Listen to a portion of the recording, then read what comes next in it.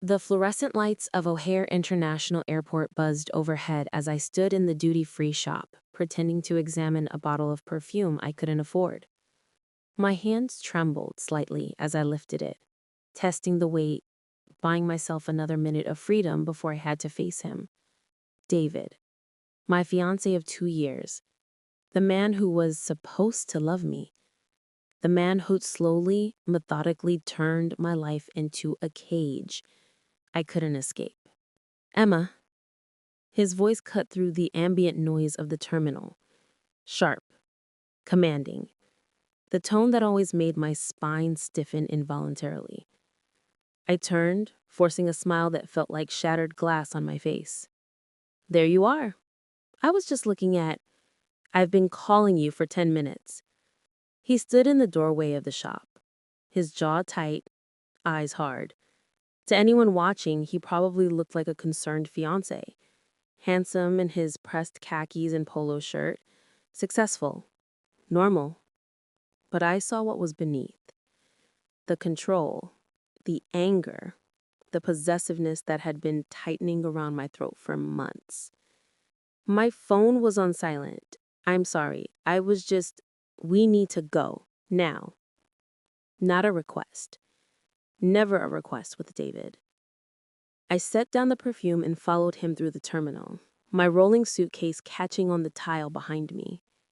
The Chicago autumn had turned cold, and I shivered in my flight attendant uniform beneath my coat. I'd been scheduled for a flight to London, 3 days away from him. 3 days where I could breathe without feeling his eyes on me, tracking my every movement. But David had shown up at the airport, unannounced, as he always did. I don't understand why you're here, I said quietly as we walked. I told you I had this flight. We need to talk. Can it wait until I'm back? No. His hand found my elbow, gripping too tight. To anyone passing, it looked like a tender gesture. I knew better. David, I have to board soon. I can't miss this flight. You're not getting on that plane. What? I said, you're not getting on that plane. We're leaving. Together. I've had enough of this flight attendant nonsense. You're quitting, and we're going to start our life properly. Panic clawed at my throat. I can't just not show up. I'll lose my job. Good. You don't need it anymore. You have me. The words should have sounded romantic. Instead, they sounded like a prison sentence. We'd reached the main terminal. Travelers streamed past us in both directions. Families, business people, lovers saying goodbye. I caught sight of the departure board. My flight. London Heathrow. Boarding in 45 minutes. David, please, can we talk about this when I get back? I promise. His grip on my elbow tightened until pain shot up my arm. We're talking about it now. Come with me. He steered me toward the airline lounge. The VIP one. The one I'd only been inside when working, serving champagne to passengers who could afford the membership fees I'd never be able to pay. David swiped a card at the door. It clicked open. How do you have access to this? My company upgraded my membership. Come on. The lounge was quiet. Early afternoon meant most business travelers were already at their gates or still in meetings. A few people sat scattered throughout the space, hunched over laptops or sleeping in the recliners. David led me past them to a private room at the back. These smaller spaces were reserved for phone calls or brief meetings. Soundproof. Private. The moment we stepped inside, he closed the door behind us, and I heard the lock click. David, sit down. I don't want to sit. I need to get to my gate. He moved between me and the door, his 6-foot frame blocking the only exit. I said sit down. The command in his voice made my knees weak. Not from attraction, from fear. I perched on the edge of the leather chair, my hands gripping my purse like a lifeline. "What's going on?" "What's going on," he said, his voice deceptively calm, "is that I'm tired of you running away." "I'm not running away. I'm doing my job." "Your job that takes you away from me 3-4 times a week. Your job that has you serving other men, smiling at them, laughing at their jokes." "David, I'm a flight attendant. That's what I do." "Not anymore." He pulled out his phone and held it up. On the screen was an email. "I've already sent your resignation to your supervisor. Effective immediately." The world tilted. "What?" "I said you're done, Emma. We're getting married next month. You don't need to work. You don't need to be around other men. You just need to be with me." Rage and terror warred in my chest. "You can't do that. You can't just quit my job for me." "I can, and I did. You're mine, Emma. It's time you started acting like it." I stood, my legs shaking. "Open the door." "No. David, open the door right now. We're going to stay here until you calm down, until you understand that this is what's best for us." "What's best for us? You locked me in a room." "I'm protecting you. From yourself. From the bad decisions you keep making." My hand went to the door handle. Locked. Of course it was locked. "David, let me out now. Not until you agree to come home with me." Panic surged through me. I pulled out my phone. He was on me in 2 strides, yanking it from my hand. "Who were you going to call? Security? Your supervisor? Who, Emma?" "Give me back my phone." "No, not until you calm down." He pocketed both our phones. "You're acting crazy. This is why I need to take care of you. You can't even see what's good for you anymore." Tears burned my eyes, but I refused to let them fall. "Please, just let me out. We can talk about this later. I promise." Promises. You're always making promises you don't keep, like promising to love me, to honor me, to put me first. "I do love you." The lie tasted like ash. "Then prove it. Choose me over this flight. Choose me over everything else." I looked at the locked door, at David's face, twisted with something that might have been love, if love were supposed to hurt this much. And I realized with cold, clear certainty, I was trapped. What I didn't know was that someone had been watching. Outside the lounge, Alexander Drake sat in his usual seat by the window, a glass of whiskey untouched beside his laptop. At 52, Alex had built an empire in tech security. His company protected data for Fortune 500 companies, government agencies, and anyone else who could afford his services. He was good at seeing things other people missed. He'd noticed the woman the moment she'd entered the terminal, not because she was beautiful, though she was in a fragile, haunted way, but because of how she moved, like prey. Like someone who'd learned to make herself small, to take up less space, to avoid drawing attention. The man with her, tall, clean-cut, outwardly respectable, had his hand on her elbow, too tight, too controlling.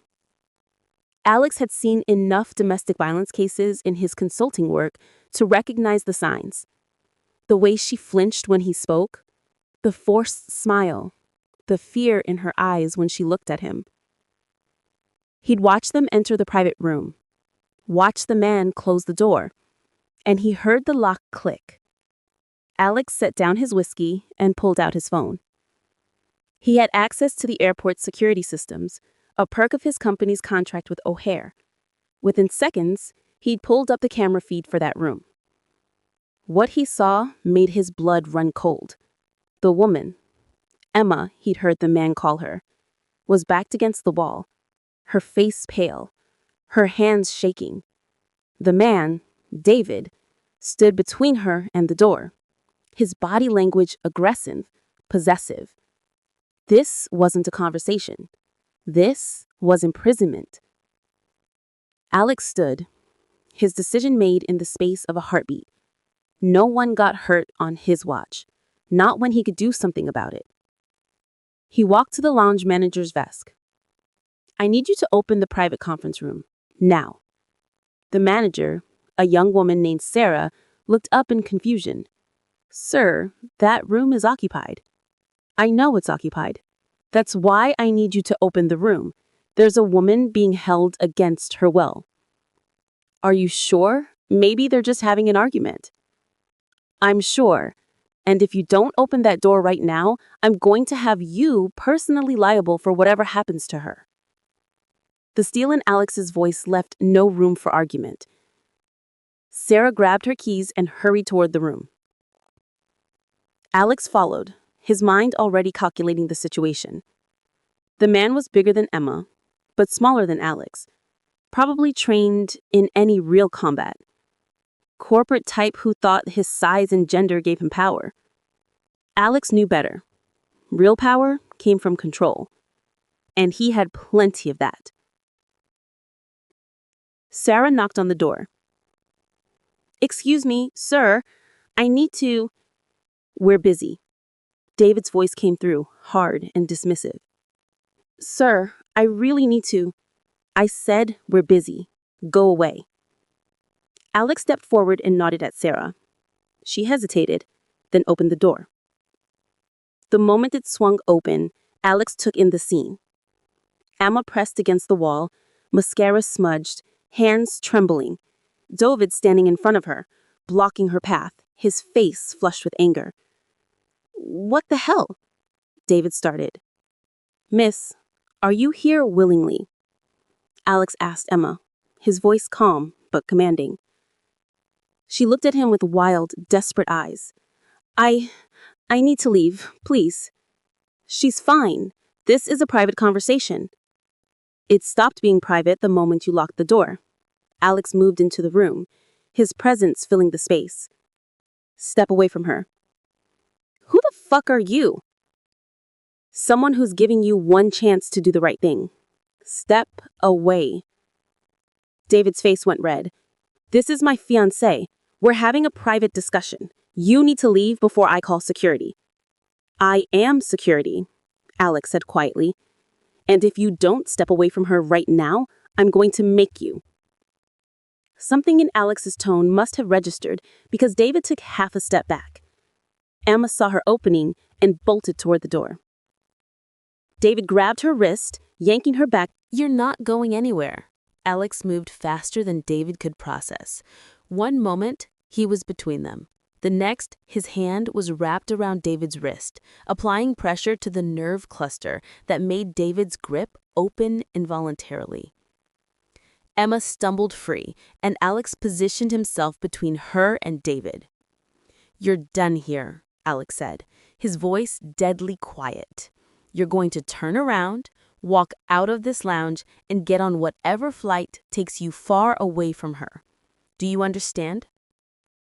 "This is assault," David sputtered, cradling his wrist. "I'll have you arrested."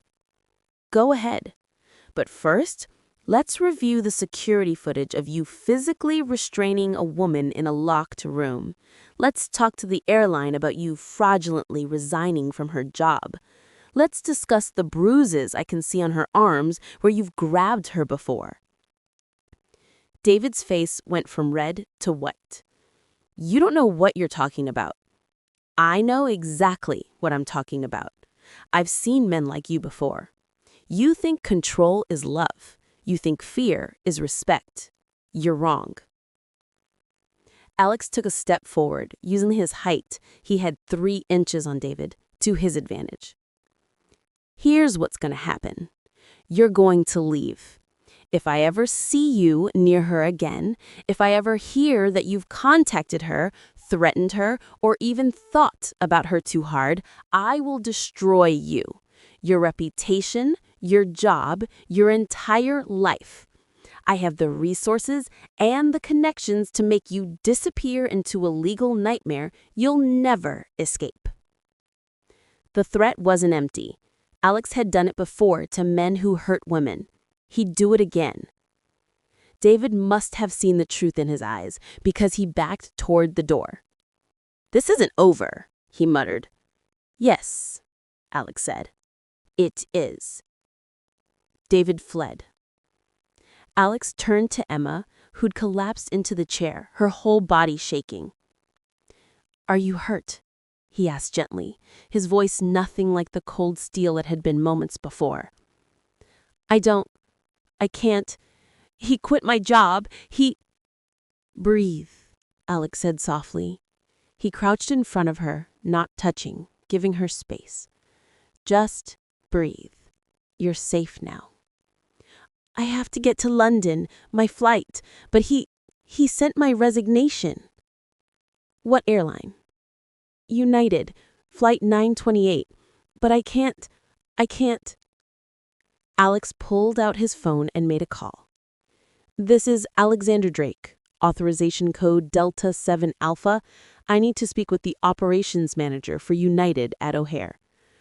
"Yes, I'll wait."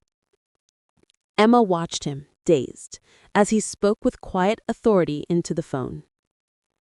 "There's been an incident with one of your flight attendants, Emma Williams. Badge number?" She looked at her questioningly. "W4782. W4782. A resignation was fraudulently sent on her behalf. She needs immediate reinstatement and clearance for flight 928 to London." "Yes. Thank you." He ended the call and looked at her. "You're cleared for your flight. The resignation has been flagged as fraudulent. You won't lose your job." She stared at him, unable to process what had just happened. "Who are you?" "Alexander Drake. I own a security company. I was sitting outside when I saw you lock you in here." He stood, offering his hand. "Can you stand?" She took his hand. It was warm, steady, completely different from David's possessive grip. When she was on her feet, he released her immediately. Respectful, safe. "Thank you," she managed. "I don't know how to thank you." "You don't need to thank me. You need to get on your flight and get away from him." "He'll be waiting at the gate. He won't let me." "Yes, he will.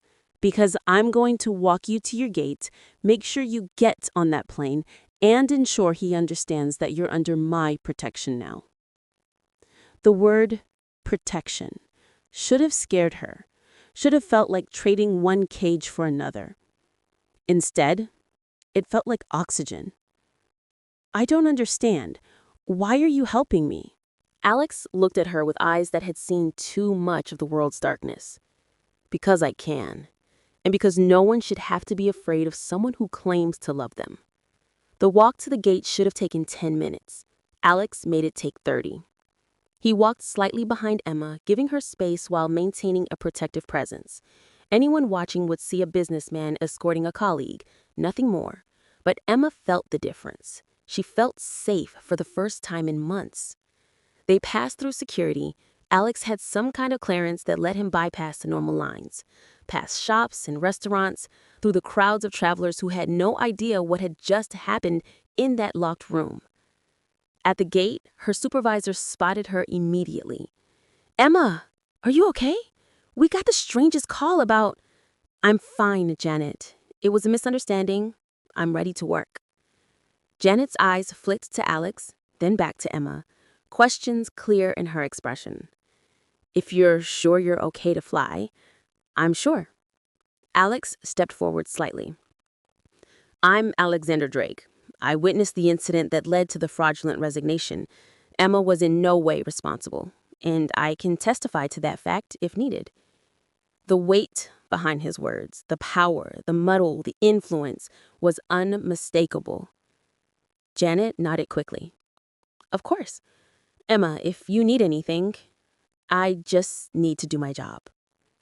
As Janet moved away to handle boarding procedures, Emma turned to Alex. I don't know how to repay you for what you did. You already did. You got yourself out of that room. You recognized the help when it was offered. That takes courage. I was terrified. Courage isn't the absence of fear. It's doing what needs to be done despite the fear. He pulled a business card from his wallet and pressed it into her hand. When you land in London, call this number. It's my direct line. Check in so I know you're safe. You don't need to, Emma.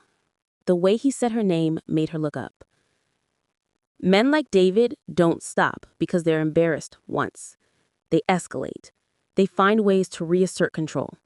I need to know you're safe. Please, call me. She looked at the card, embossed, expensive, like everything about him. Alexander Drake. Drake Security International, CEO. Okay, she whispered. I'll call. Good. He stepped back, creating professional distance. Have a safe flight, Emma. Then he was gone, disappearing into the crowd like he'd never been there at all. Emma clutched the card and tried to remember how to breathe. 3 days later, she stood in her tiny London hotel room, staring at her phone. She'd called Alex when she landed, as promised. A brief conversation. She was safe, the flight had been uneventful, David hadn't tried to contact her. But now, 3 days later, reality was setting in. She'd have to go home eventually, back to Chicago, where David lived, where he knew her address, her schedule, her routines. Her phone rang. Unknown number, London area code. She answered hesitantly. Hello? Emma Williams? Yes? This is Claire Ashford. I'm calling on behalf of Alexander Drake. He's asked me to arrange something for you, if you're interested. Her heart raced. What kind of something? Mr. Drake has a flight returning to Chicago tomorrow evening, his private jet. He's offered you a seat, should you wish to return home without risking a commercial flight where David might be able to track you. A private jet? Like something from a movie. I can't afford. There's no charge, Miss Williams. Mr. Drake considers this an extension of his assistance from the airport. Why would he do this? There was a pause. Because he can, and because he said you deserved to feel safe. The choice is yours, of course, but the offer stands. Emma looked at her reflection in the mirror, exhausted, running on fumes and fear. Where do I need to be? The private jet was exactly as intimidating as Emma had imagined. Sleek, modern, probably cost more than she'd make in a lifetime. Alex was already aboard when she arrived, working on a laptop in one of the leather seats. He looked up when she entered, closing the computer. You came. I offered. He gestured to the seat across from him. Make yourself comfortable. Flight time is about 8 hours. There's food, drinks, whatever you need. Emma sat carefully, afraid to touch anything that looked expensive. Thank you for this. I don't understand why you're helping me, but thank you. You've thanked me 3 times now. You can stop. I can't. You saved my life. I unlocked a door. You saved your own life by having the courage to leave when you could. The plane began to taxi. Emma gripped the armrests. Nervous flyer? Alex asked. Usually no. Today, maybe a little. Because of the flight or because of what you're flying back to? She met his eyes. He saw too much. This man who'd appeared like some kind of guardian angel. Both. What's your plan when we land? I don't know. I haven't thought that far ahead. Where do you live? An apartment in Lincoln Park, but David has keys.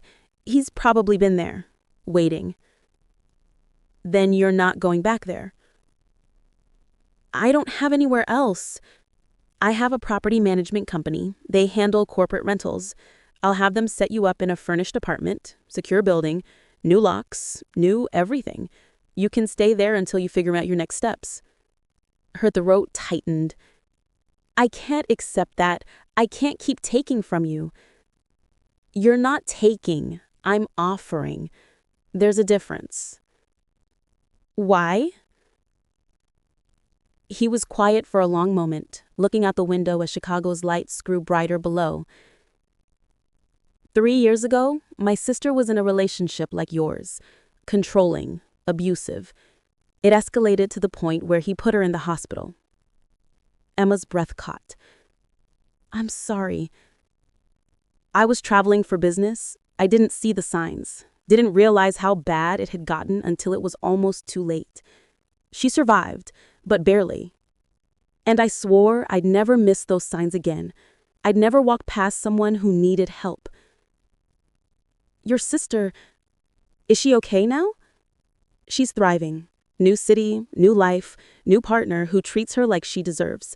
But it took years of therapy and a lot of support to get there. He turned back to Emma.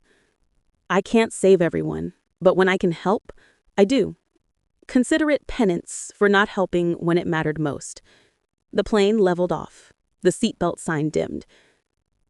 I don't know how to do this, how to start over. I've been with David for 2 years. Before that, I was focused on my career. I don't know how to be alone. You won't be alone. You'll have support, resources, and time to figure out who you are without someone controlling every aspect of your life. I'm 38 years old. I should have figured that out already. There's no timeline for healing, Emma. You've been surviving. Now you get to living. That's not easy, but it's worth it. The flight attendant, yes, even private jets had them, brought champagne. To new beginnings, Alex said, raising his glass. Emma clinked hers against his, the crystal singing, to new beginnings. 25:15. They talked for hours after that, about everything and nothing. Emma found herself telling him about her childhood, her parents, her decision to become a flight attendant because she'd wanted to see the world. Have you? Alex asked. Seen the world? I've seen airports. That's not quite the same thing. No, it's not. He told her about his company, about building it from nothing, about the satisfaction of protecting people who couldn't protect themselves. Is that what I am? Emma asked. Someone who can't protect herself? No. You're someone who was in an impossible situation and is choosing to get out of it. That takes more strength than most people have. When they landed in Chicago, a car was waiting. Not a taxi or a rideshare, but another private vehicle with a driver who took Emma's suitcase without a word. The apartment is ready, Alex said. Everything you need is there. The address is programmed into your phone. When did you... While you were sleeping, 2 hours ago. He smiled slightly. I work quickly. I'll pay you back, somehow. All of this, Emma. He placed a hand on her shoulder, gentle but grounding. Let me help you. Please. Consider it an investment in someone's future that doesn't include fear. She wanted to argue, wanted to insist on her independence, but she was so tired of fighting alone. Okay, good. Here. He handed her another business card. This is my personal cell, not the business line. If you need anything, if David shows up, if you feel unsafe, if you just need someone to talk to, you call me, day or night. Do you understand? Yes. Promise me, Emma. Promise me you won't try to handle this alone. I promise. He helped her into the car, then leaned against the open door. One more thing. I have some connections in the legal field. If you want to file a restraining order against David, I can make that happen. If you want to press charges for what happened at the airport, I have the security footage. Your choice, but the options are there. Emma hadn't even thought about that, about taking legal action, about fighting back instead of just running. I don't know if I'm ready. You don't have to decide tonight. Just know that when you are ready, you won't have to do it alone. The driver closed the door, and the car pulled away from the hangar. Emma watched Alex's silhouette shrink in the side mirror until the darkness swallowed him completely. The apartment was in a building she'd walked past 100 times, but never entered. the kind of place with a doorman and elevator that required a keycard. Inside, it was furnished beautifully, modern but comfortable, floor-to-ceiling windows with a view of the city. On the kitchen counter, she found a welcome basket, coffee, tea, basic groceries, a note in elegant handwriting. Emma, everything in this apartment is yours for as long as you need it. The lease is paid for 6 months. After that, we can discuss options. You're safe here. The building has 24/7 security, and they've been informed that David is not permitted entry under any circumstances. Rest, heal, and when you're ready, live. Alex. Emma sank onto the couch and cried, not from fear or pain, but from relief. For the first time in 2 years, she was safe. Over the next 3 weeks, Emma rebuilt her life piece by piece. She returned to work, requesting routes that kept her out of Chicago as much as possible. Her supervisor was surprisingly understanding, especially after Alex's legal team sent a formal letter explaining the situation. She filed a restraining order. Alex's lawyer, a fierce woman named Victoria, made the process painless. The security footage from the airport sealed the deal. David tried to call, to text, to email. Emma blocked him on everything. He showed up at the apartment building once. Security escorted him out and called the police. The restraining order violation earned him a court date and a stern warning. He didn't try again. Throughout it all, Alex was there. Not hovering, not controlling, but present. He'd text occasionally, checking in, offering support, sending him links to therapists who specialized in relationship trauma. He never asked for anything in return, never made her feel like she owed him anything. It was so different from David that sometimes Emma didn't know how to process it. One evening, 3 months after the airport incident, her phone rang. Alex. She answered, surprised to hear from him directly. Usually, he'd texted. Hello? Emma, I hope I'm not calling too late. No, it's fine. I just got back from a flight. Is everything okay? Everything's fine. I was wondering, would you like to have dinner? No pressure. Just a meal between 2 people who've been through something unusual together. Her heart did something complicated in her chest. Dinner? Yes. There's a restaurant I think you'd like. Quiet, good food, no expectations beyond conversation. She should have said no. Should have kept the boundary between grateful victim and generous benefactor. But something in his voice made her want to say yes. When? Tomorrow night. 7? Okay. Yes, I'd like that. She could hear the smile in his voice. Good. I'll send you the address. And Emma, wear whatever makes you comfortable. This isn't formal.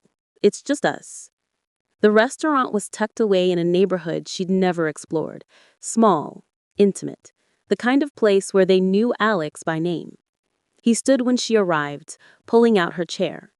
You look beautiful, he said simply. Emma spent an hour debating what to wear, finally settling on a simple dress that made her feel like herself. Thank you. You look nice too. He did. Dark slacks, a blue shirt that brought out his eyes, no tie, relaxed in a way she'd never seen him at the airport or on the plane. They ordered, talked. The conversation flowed easily, naturally. How are you doing? Alex asked when their entrees arrived. Really doing, not the polite answer. Emma considered the question. I'm angry, she admitted. At David, at myself for staying so long, at the fact that I let someone make me feel so small. That's good. Anger is good. Anger means you're processing, healing. It's better than numbness or denial. Have you seen him again? No, but I feel him sometimes, like he's watching, following. It's probably paranoia, but trust your instincts. If something feels wrong, it probably is. The restraining order should keep him away. Should, but paper doesn't always stop determined people.